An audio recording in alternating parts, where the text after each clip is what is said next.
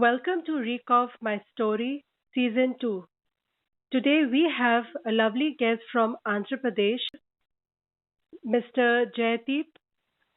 Welcome to the show, sir. Thank you, ma'am. Thank you having me on the show. And how are you feeling today? I'm feeling better compared to the last 30 days I've been. I'm really looking forward to share my experience because I think the positivity is something that is very much needed when you are recovering from COVID. Because everywhere we look at, there is only gloomy news and sad stories around us, creating a panic. So I think this thing is really important for people who are recovering from COVID, and it will be of great help to them.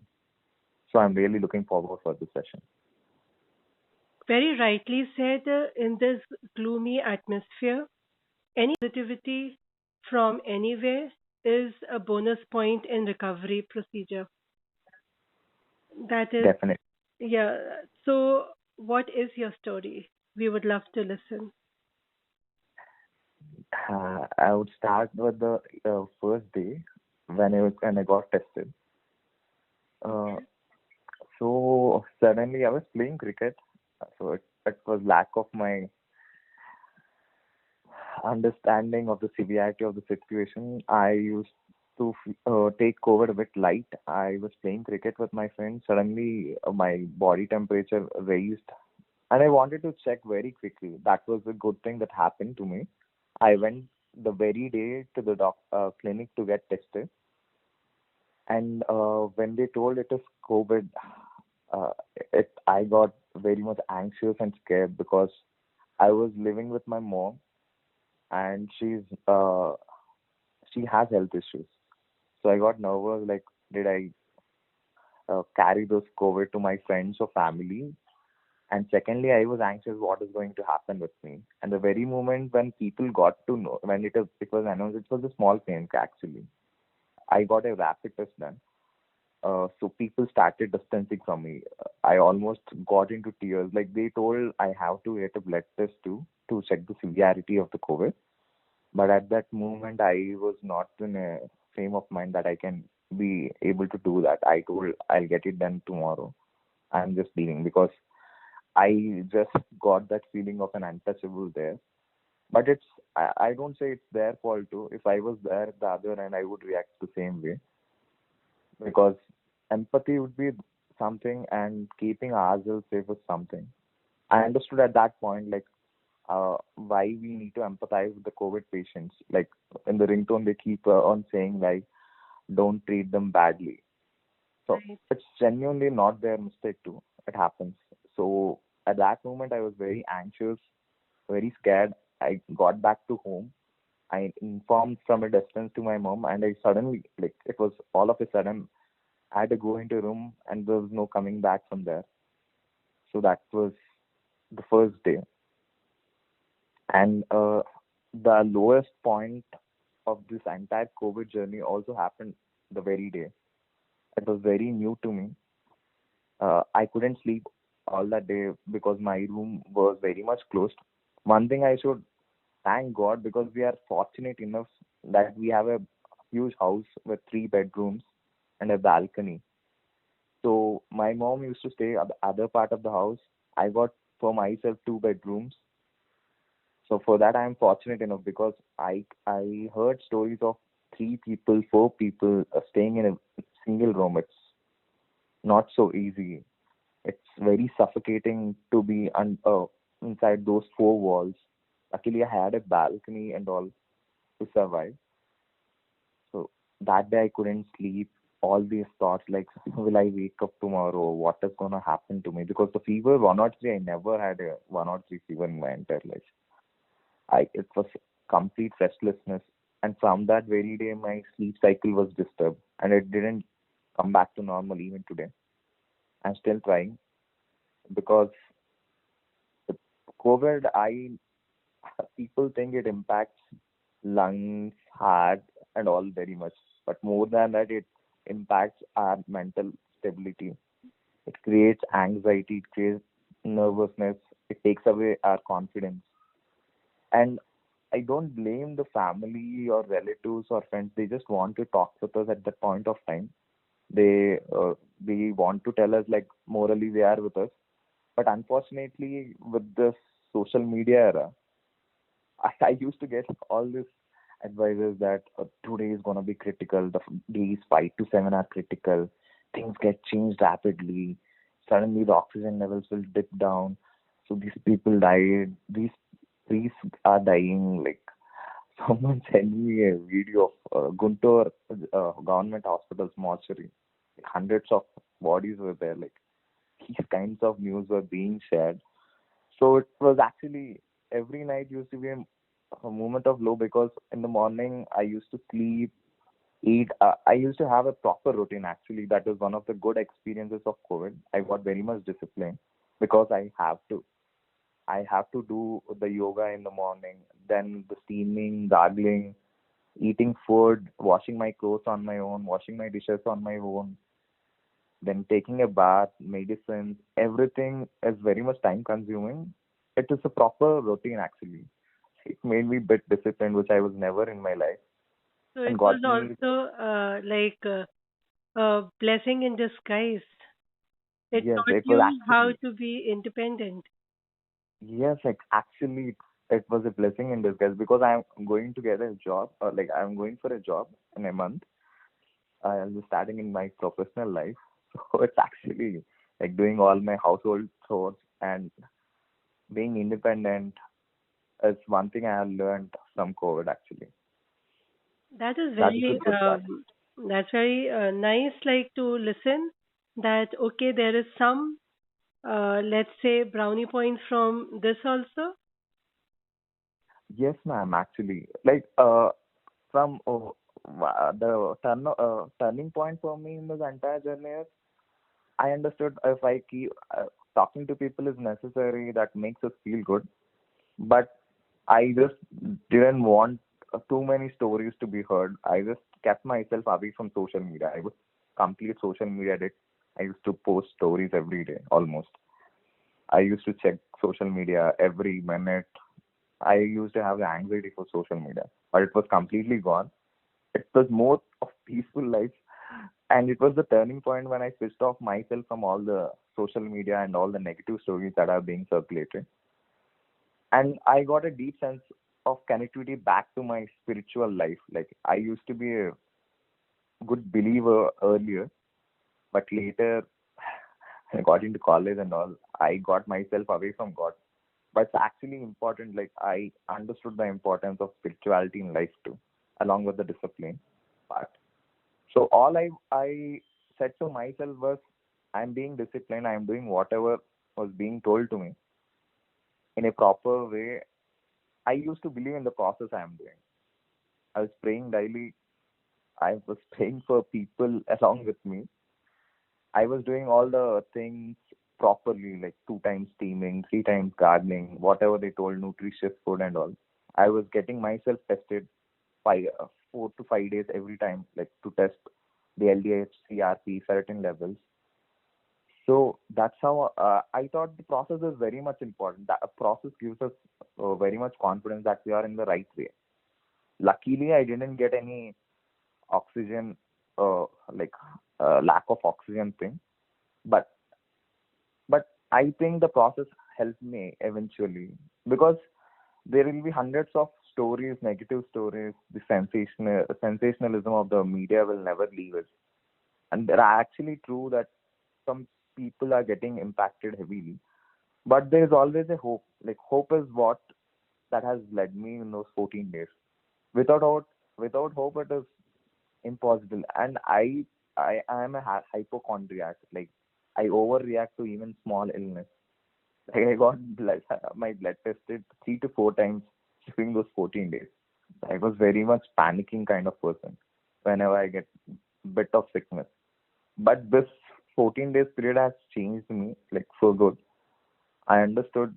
It's just like I want to share one of my friend's story too. Like his uncle was very much fine. Like he was admitted the very first day. He was completely fine. He was doing well. But unfortunately, when he got to know his son needs oxygen, he panicked. Like everything was going well, he got panicked. And unfortunately, we lost him. Okay. And most of the cases that I heard, all are happening just because of panic. Like, panic does nothing, like, literally exaggerate, like, aggravating the current situation. It does nothing. Like, we can't do much. Like, we can only do whatever is in our hands. And if we do that properly, I can assure you that even severities won't be happening. It all happens just because of the panic and the feeling that we only, like, actually when we are all alone, we start feeling every sensation of our body while we are lying down on bed, and we actually interpretate so many things, like, why is this happening? Like, it actually happens even when we are normal. Like, we will have slight discomfort in throat, or when we are actually pushing our bodies to one side of the bed, we'll have some pain on some part of the around chest or abdomen region. These are all common things which we interpret it in a complete different manner when we have COVID and getting ourselves into panic mode. Panic is the last thing we need when we are recovering from COVID, and it is absolutely unnecessary. There is a very thin line between uh, being disciplined and doing all the, like, checking your oxygen, checking your temperature. That and all is fine, but panicking is not at all needed. And the only medicine to this is staying away from the social media and all the negative stories and even the negative people. If they, though their intentions are good to help us, it's better to stay away. That actually helped me to be right. So it's like being disciplined but not overdoing it and staying away from the stories or the hype around this by like bombardment of only negative stories. So staying away from this will be a relief factor. Definitely a relief factor, ma'am, because I used to sleep better when I stopped reading all these stories. Because, okay, our day will be almost finished. Then I used to like go through the social media. Then there are so many stories. Then I read. Then I overthink. I couldn't sleep. I used to sleep around 3 to 4. Like, sleeping is very important factor, like, to recover. Once I stopped following all this negativity in the social media, I could sleep well before the time I used to sleep. I got back to normalcy actually. And actually, I used to watch the videos which gave me confidence instead. So there is this doctor KK Agarwal. Unfortunately, he died recently. But the I think I felt every doctor should be like him. Like, he just told, okay, this is what to be done. This is what you need to check. If this is something wrong, you need to go to hospital. It's very basic. Even if we have any other disease, this is the process. You have to take the healthy food. You have to maintain a proper ordeal of your lifestyle. Then even if something is not working, then you might need some anti viral injections or something. That is common. Even in the fever part, we'll be taking paracetamol firstly at home. If it is not going down, then we'll go to hospital. It's, it's very easy for me to say this now, but it will be quite difficult when I was going through that phase, at least for the initial part, to understand that COVID is also a disease which can be taken care of by maintaining a disciplined life. That's it. Those 14 days, just forget everything. You have to do this. Like, you have to do yoga, even if you're feeling better. Like, after 4 or 5 days, the fever will be gone, everything will be gone, and the symptoms actually differ from people to people. But most of the severities will be gone after 5 to 6 days. Even then, you shouldn't stop it. If you do it properly for 14 days, people actually give up. Like, abhi to, I got recovered. Like, almost, it's fine. Why to continue all this? Because it's very burdening and taxing for a youngster actually to do all this every day. But you have to push yourself. Pushing yourself is the hardest part. So taking It's self-care. yes, self care is the most important thing. during the recovery part. Okay. Overall, it And is very unique and one kind of experience that you'll never experience it in any other manner. This is the only way you have to. It made me a very humble person. Like, I was having a lot of huge plans. I was pressurizing myself before COVID. Like, अरे जिंदगी में ये करना है. I'm about to start my professional life. I'm gonna earn big. I need to invest here. I need to learn these courses. I need to apply this job. Lot of tension, lot of pressure was there. As I got COVID, all I could think of is I just need to survive. Every day I used to thank God. Like, I have another day in my life. I'm gonna make it count in whatever way I can. Like, all this burden of earning wealth, fame, everything was gone. It made me a humble person. Right now, it changed me for good actually. Now, all I can think of is how can I be a better person than yesterday? Not in terms of monetary, but as a social being, how can I be better and how can I make a bit of difference? That's one of the things that I was very much interested in doing this session, because we think a lot, we pressurize ourselves a lot, we get into panic a lot. Nothing is needed. Like, human life is a very basic life, very cool life. You just need to get over it, is what I feel right now. that's a wonderful sharing that you have done. And I am sure all the listeners will benefit once they listen to your simple story and very impactful. Because, when it comes like when one goes through the experience, only then they realize that, okay, this is the depth of it, or this is how it feels. So, if it's coming from you and you have taken that journey, it adds the validity to whatever you are saying. And tell me one thing, who was your support system, and what was the thought that helped you to stay strong when you were feeling low? My support system, I would say, a couple of my friends, a couple of family members actually. So these friends are very much chill in their life. Like, they got COVID when it was not very well known. Like, last year March or April they got it. So they were telling me their stories. Like, we didn't even know how it gets treated at that point of time. At least you know what's gonna happen. And he was actually telling the medicine told it's very common. Like, that positivity mindset actually impacted me a lot. Like, everywhere it was all the negativity, but this guy used to tell me it's okay, it's nothing. I survived at that point of time when there was no medical facilities and all. Like, this time it's fine. We all know what to do. Just don't panic. Don't think too much. Don't go and check that oximeter every 5 minutes. It's fine. Okay, that is As true that because uh, it does happen out of fear. Like, I have known that people become paranoid type. Okay, they need to test it. Maybe it's going down. Or So it's actually a mental thing, ma'am. Like, our body, there was actually, I was reading this news. Like, a guy was told in a prison that he is going to be injected a snake poison. Though they didn't inject him, he died. Later, when they tested, there was actually snake poison in him. So the mind actually, our body works in that way. Like, the fear actually generated those things, thinking that it's gonna happen. So actually, even though I could take my oxygen properly, I used to always think something is happening to me. Then once I checked the oximeter and it showed me 9900, then that feeling goes off.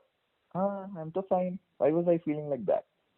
So it's all because of the so, panic and right. thought. So this has also made you mentally strong. Yes, ma'am, definitely. Like, after going through the edge, it always feels more confident when you come back from that point. So, what is your takeaway from this recovery? I realized there are I had a complete different perspective of the important things in life. I got very much grounded. I know what to take care of. Like initially, I didn't had so much bonding with relatives actually, and friends. I didn't know all these people actually were we were not in touch. But when their messages flooded and our relatives helped by sending food and all, like it got me closer, like socially to actually closer. It's not like the social media thing. Actually closer to relatives and friends made me a grounded human being overall. I can think of that and made me bit spiritually closer to God too. Okay, and any special message you want to give to our listeners? Special message. I would say one thing. Keep one ground rule is completely isolate yourself from the bad news. Isolation is very much needed from the negativity. Keep believing the process because we always get to hear about the 2000 deaths. Yes, their lives were important, but around 4 lakhs of cases, 3 lakh 98,000 people recover. Their stories were never heard, and this session is going to give the perspective of those people. That is how how the process helps, how not panicking and staying away from negativity helps during these difficult days. It's not easy. Even after you listen this, it's not easy. Even if I get infected again, I might go through the same again. But it's good to know that it actually works that way because I'll be better prepared than just panic. By the next time, I'll be better equipped. Is what I feel. Hopefully, you will not get it again. And I'm prayers saying. for you. And take you have to take care continuously for another a month or so that you could recover your strength back. Yes, ma'am. I actually had my strength back because it impacts people differently. Mm-hmm. Because I was taking a very nutritional food during those 14 days, but I still had that little cold and discomfort in my throat. At least for 15 more days, I had it.